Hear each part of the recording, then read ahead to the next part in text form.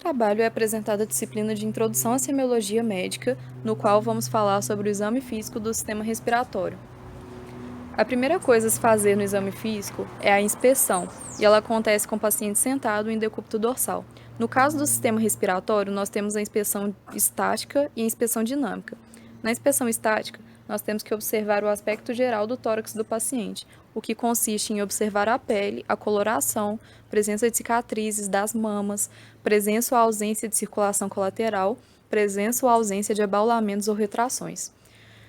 Durante a inspeção, nós podemos analisar alguns sinais que podem ser observados como sinal de Raymond, que indica comprometimento pleural inflamatório ipsilateral e corresponde à contratura da musculatura paravertebral torácica unilateral, ou podemos analisar o sinal de Lemos-Torres, que indica derrame pleural, e é caracterizado pelo abaulamento dos espaços intercostais durante a expiração, localizado nas bases pulmonares, ou seja, nos 3 últimos espaços intercostais do paciente.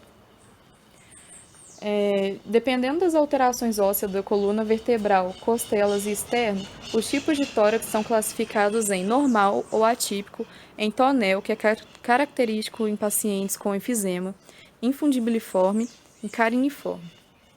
Ainda temos a escoliose, cifose e gibosidade. Na inspeção dinâmica, nós temos que observar os aspectos gerais da dinâmica respiratória do paciente. Ele pode ter uma assimetria, que ocorre quando a caixa torácica retrai, enquanto o abdômen se expande, e vice-versa. O paciente pode ter uma inspiração prolongada e difícil, ele pode fazer o uso da musculatura acessória, ou pode ter uma respiração paradoxal. Durante a inspeção, também temos que analisar o tipo respiratório, no qual a gente observa as movimentações do tórax do paciente a fim de reconhecer em quais regiões os movimentos são mais amplos. Observamos também se há predomínio de movimentos torácicos ou abdominais durante a respiração, como, por exemplo, a respiração costal é mais predominante no sexo feminino, predomínio da ação dos músculos que deslocam a parte superior do tórax para frente e para cima. Já a respiração tóraco-abdominal é predominante no sexo masculino em crianças, e a respiração é diafragmática. O ritmo respiratório é a combinação entre inspiração e expiração, e normalmente elas duram o mesmo tempo, e se sucedem por movimentos de mesma amplitude intercalados por uma leve pausa. Nesse ritmo respiratório, o paciente pode apresentar uma dispneia, que é a dificuldade para respirar, que pode ser em repouso ou decorrente de alguma atividade praticada. São alguns tipos de respiração dentro da dispneia. A platipneia, que é a dispneia na posição ereta, que alivia na posição deitada. A ortopneia, que é a dispneia na posição deitada. E a treptopneia, que é a dispneia em decúbito lateral. Ainda temos que analisar a amplitude respiratória, que sofre variações em condições normais, como, por exemplo, a respiração superficial durante o sono tranquilo ou uma respiração profunda durante esforços ou emoções. Já a frequência respiratória está relacionada com respirações por minuto, e o paciente pode estar taquipneico, com os valores acima dos valores normais, pode ter uma bradipneia, que está abaixo dos valores normais, uma apneia, que é uma parada respiratória, ou o paciente pode estar eupneico, que é uma frequência respiratória normal, e os valores de referência são de 16 a 20 respirações por minuto.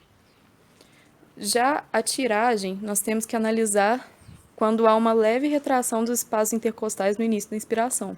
Em casos patológicos, onde há um impedimento da passagem do ar, essa retração é maior, e ela pode ser difusa ou localizada, e pode estar nas regiões supraclavicular, infraclavicular, intercostal ou epigástrica. Agora vamos falar sobre a palpação. Antes de tudo, deve-se higienizar e aquecer as mãos e informar ao paciente todos os procedimentos que serão realizados.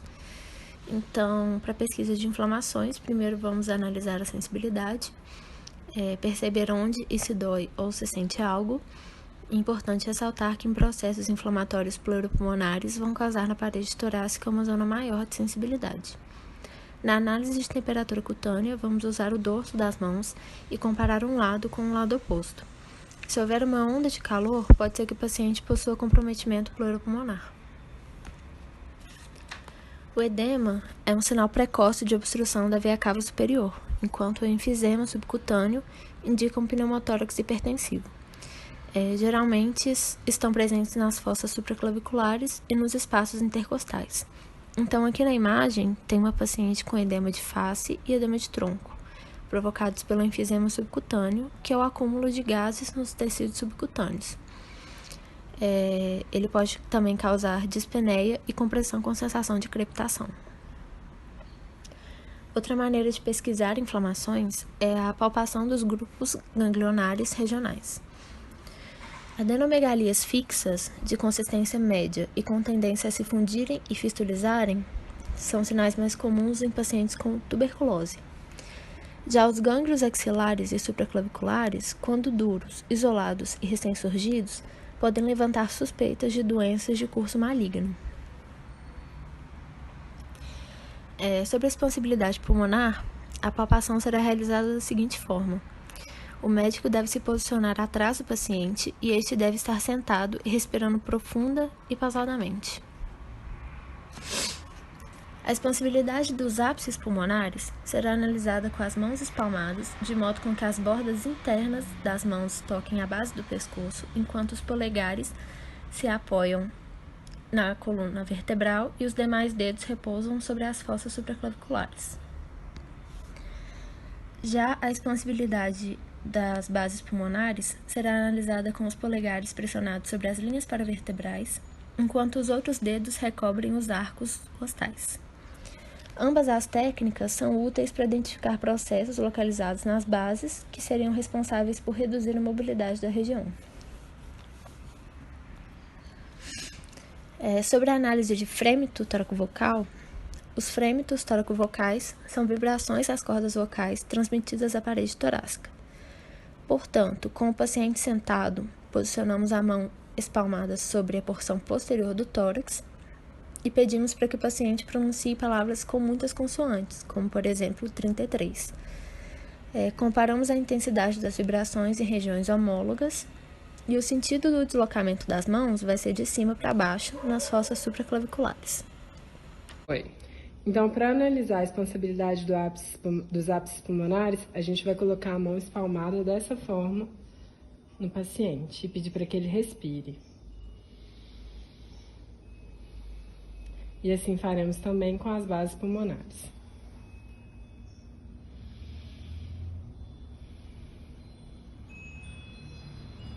Para analisar o frêmito tóraco-vocal do paciente, a gente vai pedir para que ele fale a palavra 33, espalmando a mão nas regiões homólogas.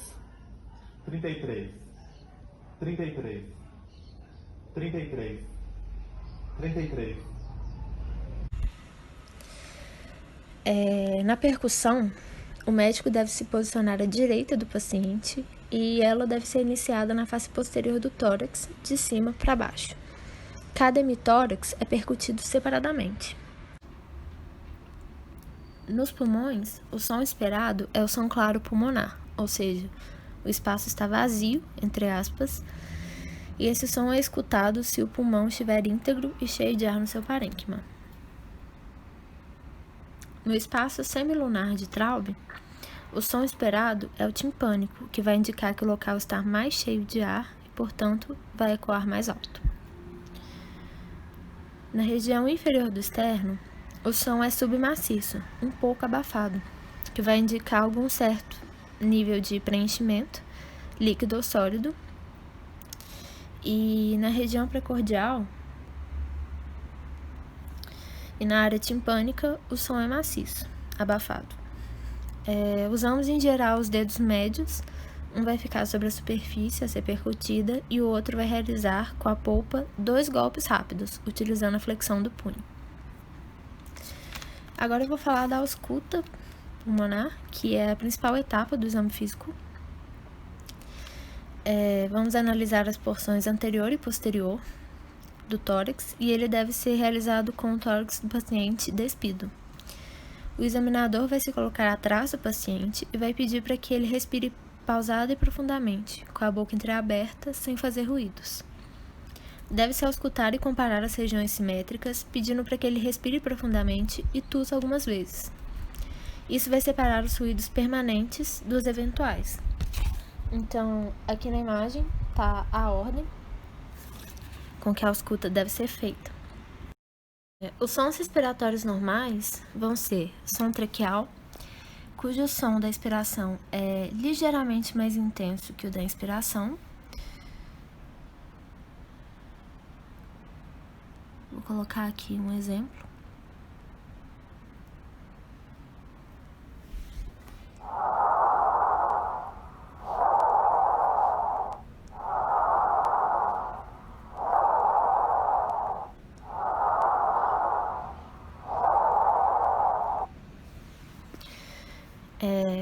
A respiração brônquica, a expiração vai ser menos intensa que a do som traqueal e vai ser semelhante à inspiração. O exemplo aqui.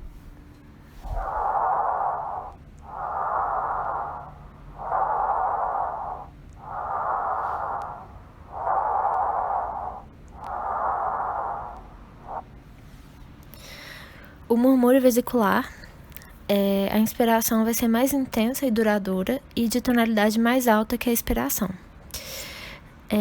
Ele é bem difícil de escutar aqui no exemplo que eu peguei, mas... Temática.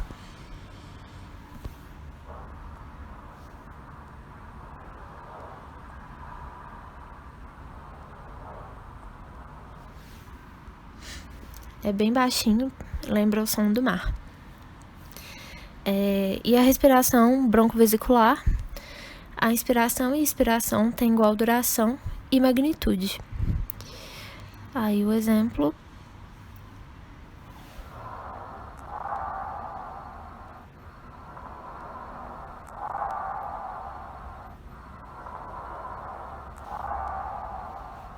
Essas são as nossas referências. Obrigada pela atenção.